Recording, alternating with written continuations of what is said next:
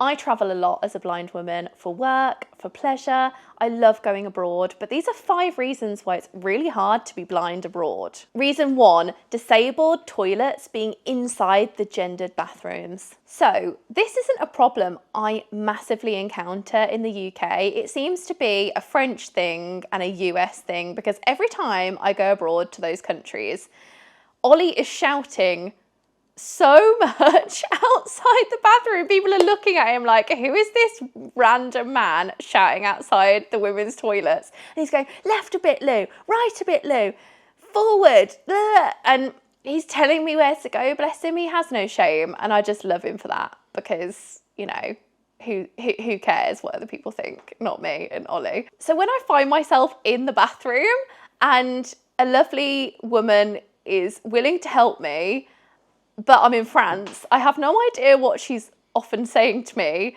So it's very confusing. I'm kind of just shoved from left to right, or I'm left to fend for myself. Ollie can only get me so far because he doesn't want to step in and, you know, be in the women's toilets. So me and Miss Molly, my guide dog, or my long white cane are very much like feeling in front of me.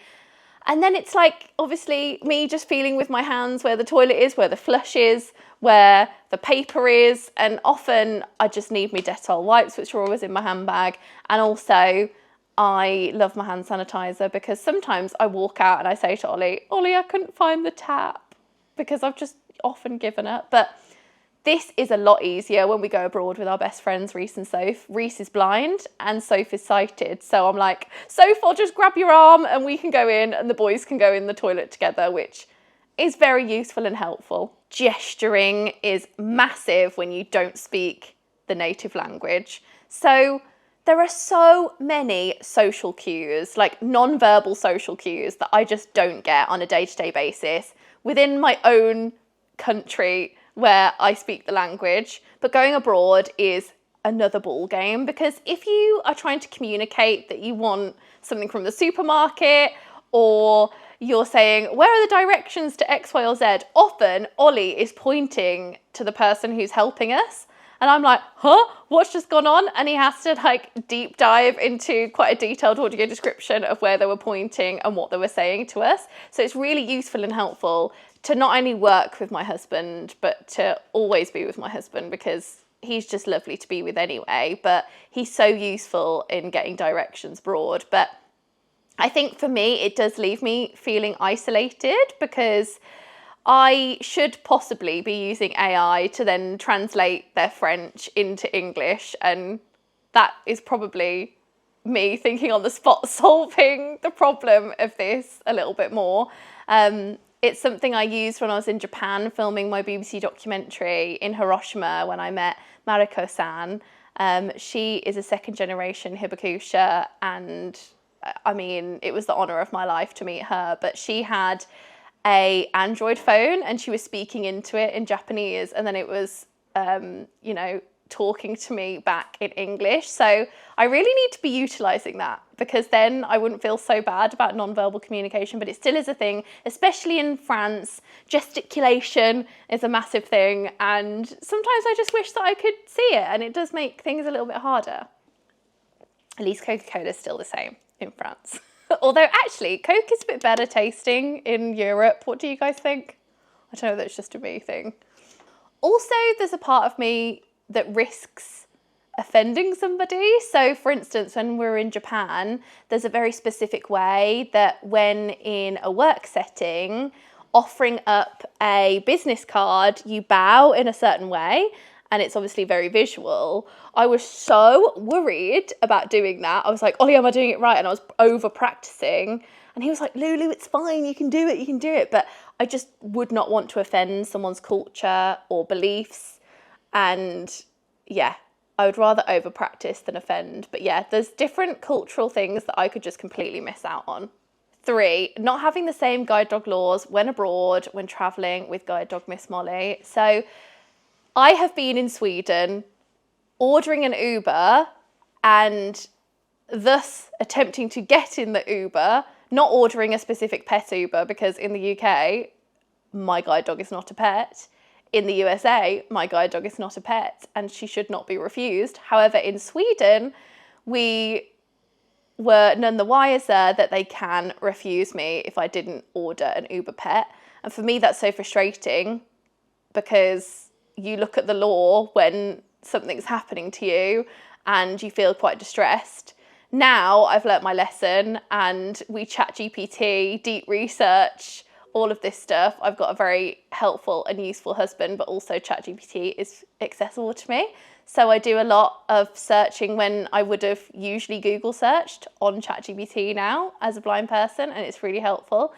And I can learn all of the different laws around the world, and it does give me peace of mind. The same with aeroplanes. I won't name and shame, but I did try to board a flight the other week, and I was standing at the gate for 2 hours because there was a worker that had never boarded a guide dog onto a flight, and I did end up crying because they were accusing me of Miss Molly not being a registered guide dog, even though I had the paperwork, and it was just a misunderstanding, miscommunication. And I won't go into it in massive detail, but I think ultimately I try and prepare myself for these things that happen when I have a travel day. And I just have to say to myself, you know, there are going to be things that are completely out of my control, that when you're traveling, you know, things aren't ever going to necessarily go smoothly. And when they do, you just have to count your lucky stars.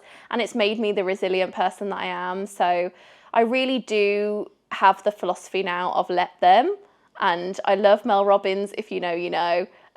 She is amazing. And it's really helped my mental health in that way. So yeah, I love British Airways though. They are amazing. They have like mine and Miss Molly's profile on their systems, and they board us straight away. Shout out to Heathrow, Terminal 5 and BA, because they're my besties and I never really have a problem with them. Also, the animal health certificate that has superseded the pet passport because now we're out of the European Union is an absolute pain. It is so expensive for one, and Miss Molly has to have all sorts of different treatment, whereas on the pet passport scheme, it was just noted that she could just go in and out with a passport like any human would. So yeah, it's made things a lot more complicated. I wouldn't have it any other way though. Miss Molly is needed when I'm doing work events abroad.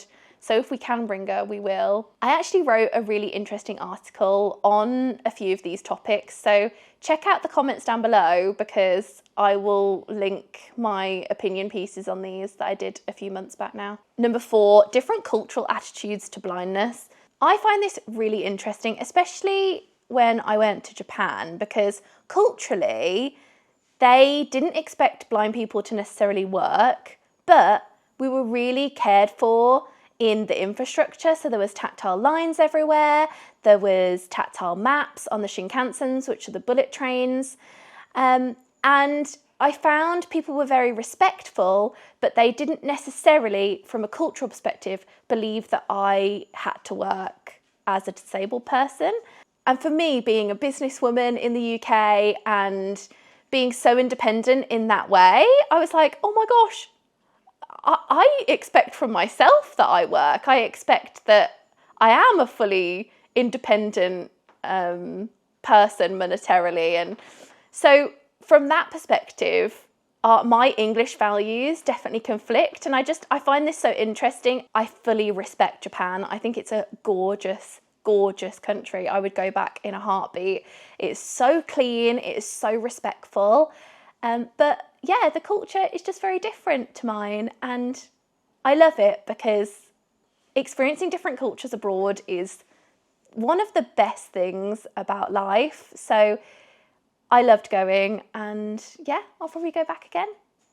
Obviously, if you guys want to disagree with me in the comments, I am so open. Let's disagree agreeably. Number 5, Braille in different languages blows my mind. So Braille isn't just in English. Obviously, I read it with Unified English Braille as my preference, but you go to different countries and some Braille isn't even in the same systems that we use or recognise in English-speaking countries. So it blows my mind. It makes me really sad that sometimes when I'm trying to read a tactile map, I have no idea what it is, even though it is in Braille.